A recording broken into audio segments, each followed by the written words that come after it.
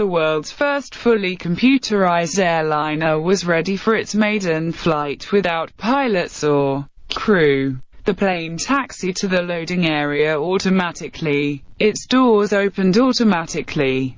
The steps came out automatically. The passengers boarded the plane and took the seats. The steps retreated automatically. The doors closed, and the airplane taxied toward the runway. Good afternoon, ladies and gentlemen. A voice intoned, "Welcome to the debut of the world's first fully computerized airliner. Everything on this aircraft is run electronically. Just sit back and relax. Nothing can go wrong. Nothing can go wrong. Nothing can go wrong."